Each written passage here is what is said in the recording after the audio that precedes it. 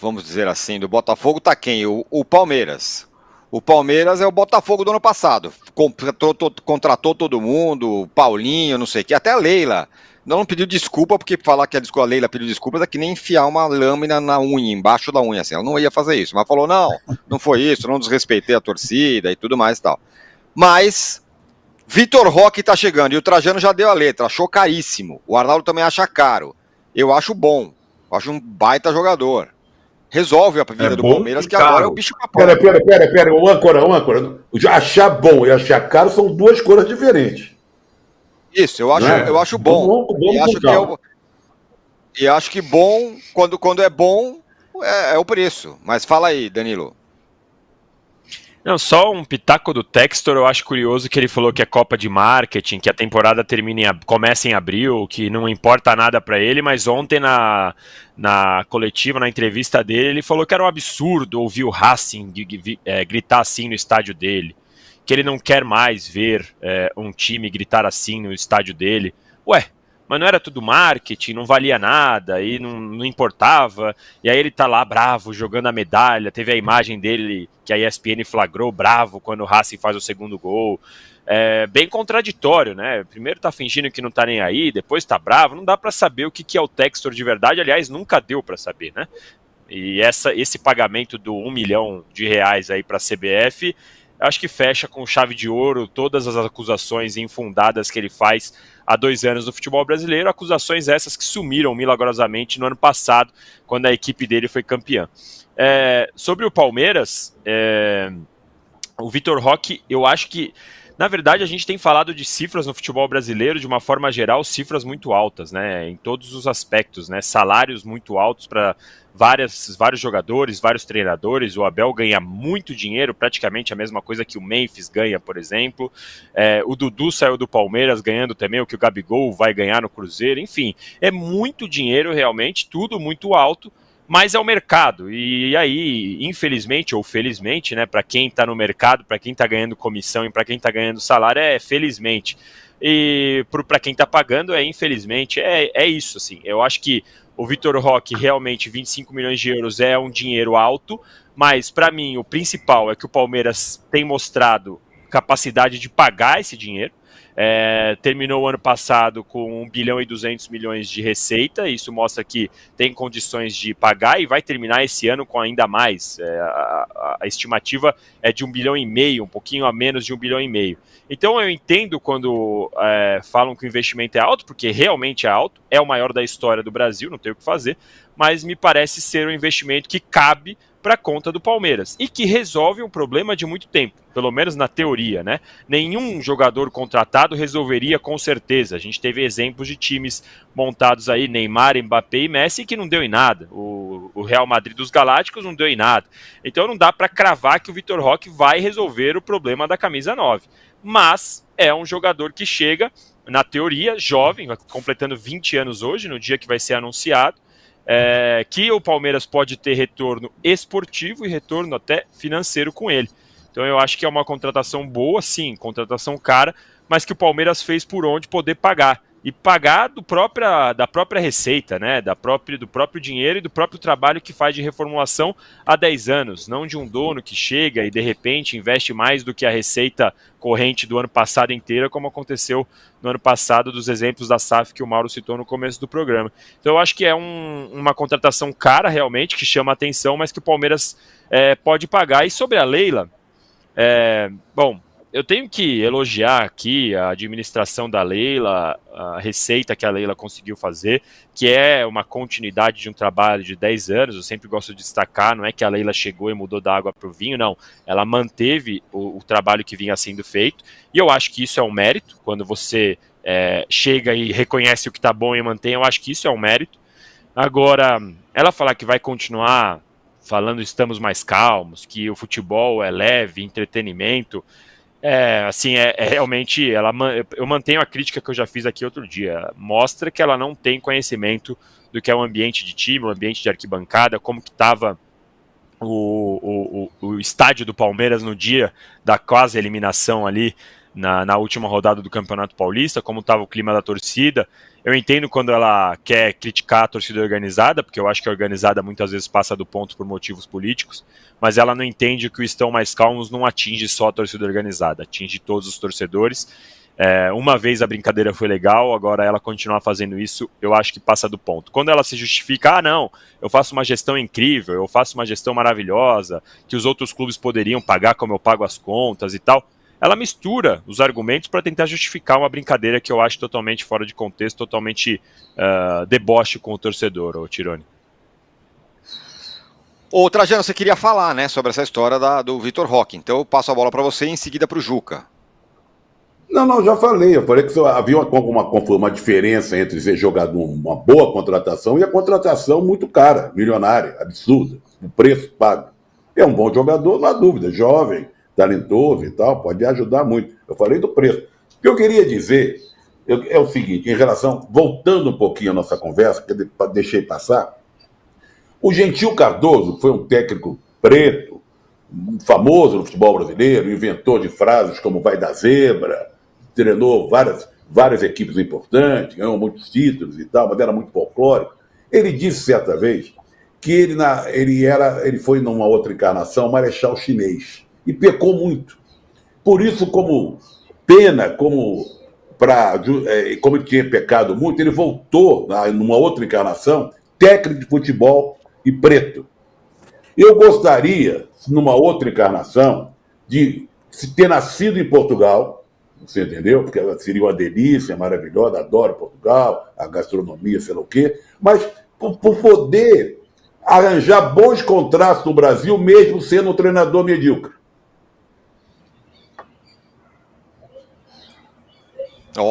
Olha, Juca? Sobre o Vitor Roque, eu diria o seguinte, veja como são as coisas. Se o Palmeiras tivesse comprado o Vitor Roque do Atlético Paranaense por esse preço, eu bateria a palma. Eu diria, esse rapaz vai ser um fenômeno. Vai ser um fenômeno. Como ele não se deu bem no Barcelona, e a gente sabe que o Barcelona está erguendo a mão para o céu por ter, de alguma maneira, diminuído sensivelmente o seu prejuízo na compra do Vitor Roque, eu fico com uma interrogação atrás da orelha. Será que esse menino era apenas uma promessa que desvaneceu-se? Porque quando ele surgiu, eu não tinha dúvida. Temos aí mais um jogador diferente. Agora, eu torço para que ele apenas não tenha se adaptado ao futebol espanhol e que, ao voltar ao futebol brasileiro, siga progredindo como foi o progresso dele, do Cruzeiro para o Atlético Paranaense, tudo. Torço por isso. Que é um dinheiro incomensurável? Aparentemente é. Agora, acho que o Danilo também pega um ponto em que ele está certo. O Palmeiras fez por poder ter, por poder fazer essa aposta. E está montando um esquadrão animador, sem dúvida nenhuma. Então, aguardemos. Vamos torcer para que não seja um furo n'água. Se for, será um baita furo n'água. Mas o futebol tem dessas coisas. Lembremos, apenas como uma recordação que me ocorre agora, na falta de uma melhor, a bobagem que fez o Corinthians com o Alexandre Pato, né? Que seria o novo Ronaldo. É isto. Né? Mas, enfim, eu gosto muito, ou eu gostava muito do futebol do Vitor Roque, muito. Não se deu bem no Barcelona, saiu do Barcelona, foi para um time menor na Espanha, também não aconteceu. Tomara que de volta ao Brasil ele aconteça. Ô Mauro, queria que você falasse um pouco dessa história do Vitor Roque e misturando assuntos, também indo para o Rio de Janeiro, o Flamengo super favorito nas semifinais do Campeonato Carioca, não fez grandes contratações esse ano, mas é quase que um consenso que vem jogando o melhor futebol que a gente tem visto por aí. Então o Palmeiras contratando, Vitor Roque, o Flamengo nem tanto, mas o Flamengo jogando bem. E as semifinais, enfim. A semifinal vai ser lá no Engenhão, né, por escolha do Vasco, né, uma escolha no mínimo controversa, né?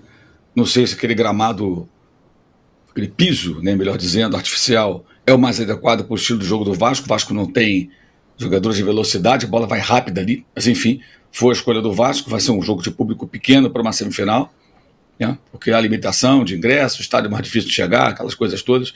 Os torcedores dos dois times não estão habituados ali, então vai ser menos que o Maracanã, é evidente. Então, mais uma pataquada, né? E o Felipe Luiz vai poupar jogadores, né? Danilo, por exemplo, não vai jogar por conta justamente do piso artificial. Ele não quer expor jogadores não menos adaptados ainda àquele tipo de piso, e não vai escalar.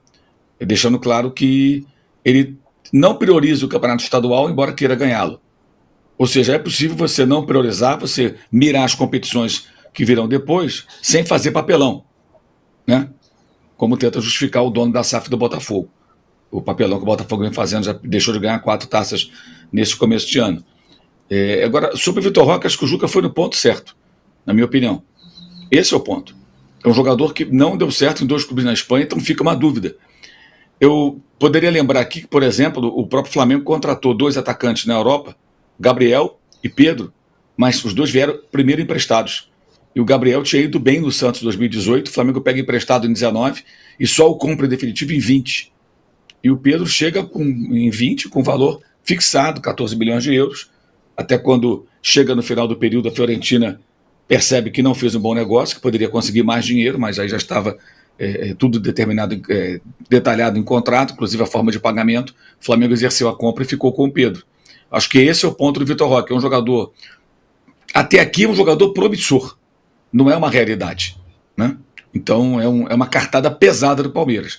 Não questiona a questão financeira no sentido de o clube pode pagar, ele vai lá e paga.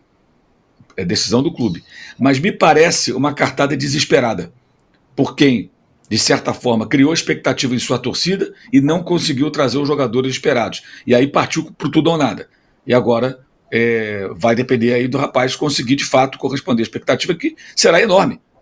Enorme, porque o cara que chega custando um valor inédito no futebol brasileiro, claro que ele vai ser muito cobrado. Ele tem que ser um Endrick, versão 2023. Não é isso? Um atacante super decisivo, que vai levar o Palmeiras a títulos. Menos do que isso, ele vai ser questionado. E aí vejamos se ele vai ter estrutura para isso, porque ele passou por 2 clubes na Espanha, um grande.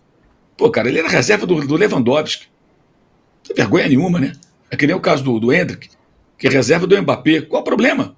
Problema nenhum. Essa semana foi lá e brilhou. O moleque é super decisivo, mas é muito jovem. Vai chegar o momento dele. E o Vitor Roque não conseguiu.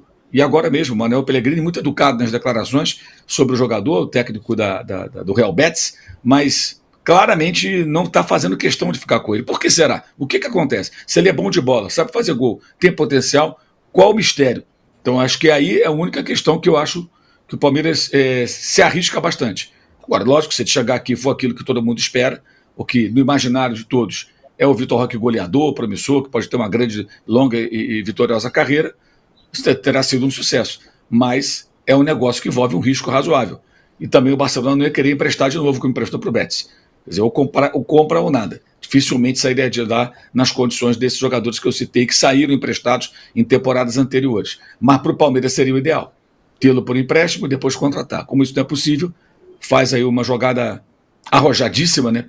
Uma cartada pesada, mas que envolve, evidentemente, um certo risco. Isso aí, para mim, é muito claro. Muito bem. Para fechar o assunto, Arnaldo, você também acha que é uma grana alta? Eu insisto, eu acho que tá bom. Eu acho que... O jogador é bom.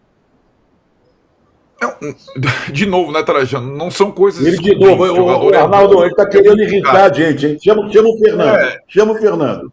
Vamos lá, Fernando. É assim, quando o Corinthians contratou o Pato, o Corinthians tinha condição de contratar o Pato. Quando o São Paulo contratou o Luiz Fabiano, o São Paulo tinha condição de contratar o Luiz Fabiano. Quando o Flamengo contratou o Alcaraz, o Flamengo tinha condição de contratar o Alcaraz. Só que não cabe um investimento desse, na minha opinião, para um clube brasileiro. E quando o Santos contratou o Leandro Damião, ele tinha condição de contratar o Leandro Damião. E depois a volta ao mundo rapidinho, essa estabilidade financeira do Palmeiras ela não vai durar para sempre. Não vai. A do Flamengo não durou. Nós estamos vendo agora o Flamengo, gente. O Flamengo não contrata mais jogador Pelo contrário, já devolveu o Alcaraz, né? Essa situação, gastar 25 milhões de euros num jogador, para mim é um absurdo. Qualquer jogador, um clube brasileiro, para mim é um absurdo. Agora, já que o Palmeiras quis fazer isso, foi agressivo no mercado, como disse a presidente, fez 25 milhões no Vitor Roque, 18 milhões no Paulinho. O Vitor Roque, a maior contratação do futebol brasileiro, o Paulinho a terceira, a maior janela da história. Nós também temos que começar a tratar o Palmeiras como a gente tratava o Flamengo até o ano passado e o Botafogo do ano passado, né? O clube que mais investiu e que tem que ser mais cobrado para resultado e desempenho, o clube milionário da vez é o Palmeiras. Por que a gente cobrava tanto do Flamengo até então? O Flamengo é o que mais investe, é o que mais tem não sei o quê, tem um orçamento de 1 bilhão e tal, não sei o que lá. Agora é o Palmeiras, é o clube da vez. De novo, o Paulinho e o Vitor Roque, somados, são bem mais caros do que o Almada e o Luiz Henrique. A gente ficou discutindo Almada e Luiz Henrique aqui o ano passado inteiro da SAF do Botafogo. E o Abel falava, né? O Botafogo foi campeão porque investiu muito mais do que a gente. Nós não investimos. Agora é o Palmeiras o dono da bola, ou o dono da bolada, né?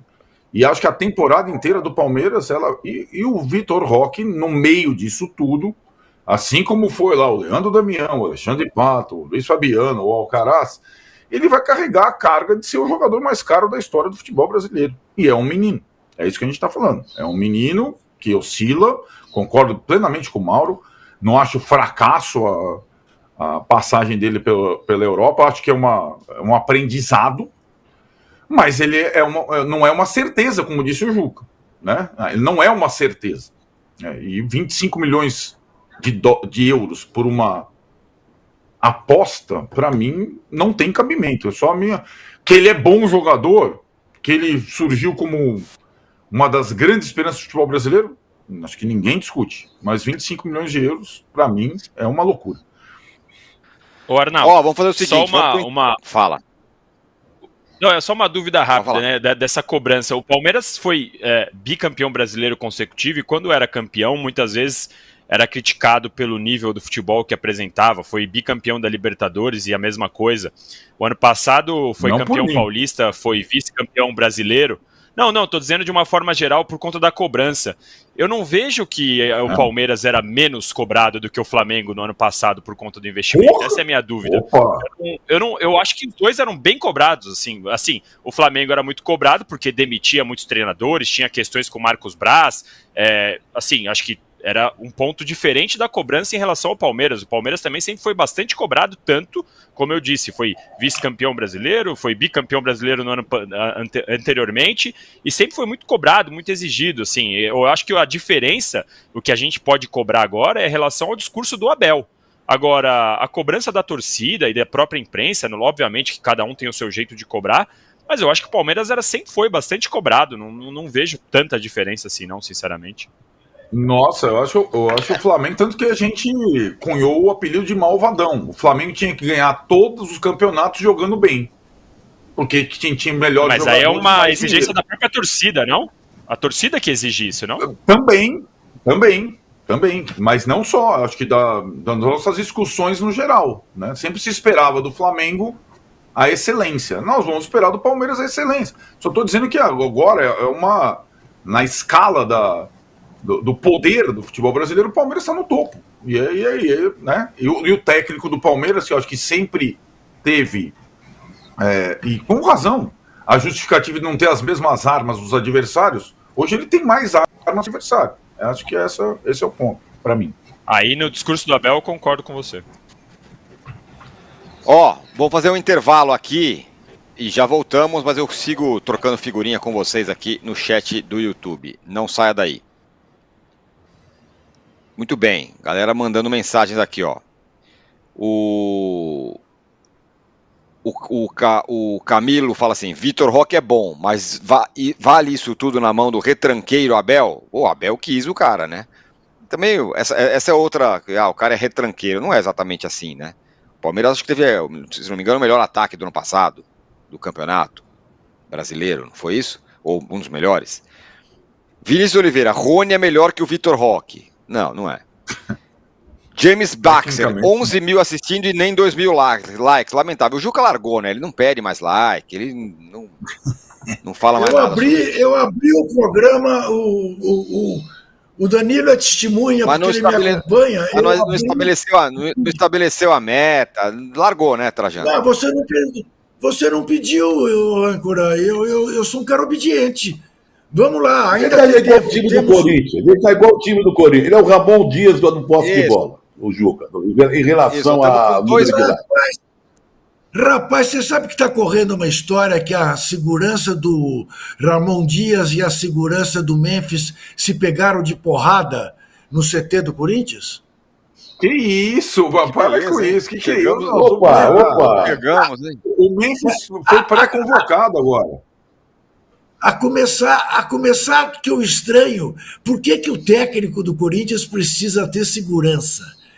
Não precisa, né? Bom, o Memphis eu até entendo, né? Porque é muito mediático, tá aí, muito rico, então tem que tomar cuidado com ele. Mas a coisa tá feia ali, viu? Denúncia de assédio por parte de uma... como é que ele chama? Do soldado. Tá feia a coisa ali. Fabinho Soldado, é. Que lambança, o Juca tá levantando uma lambança fantástica. É isso. Vamos agora que a gente voltar para a TV, a gente vai falar mais sobre isso. Peraí. As redes corintianas estão em polvorosa. E o carnaval nem começou ainda, hein? Quer dizer, começou. Mas oficialmente ainda não. Veja você. Começou.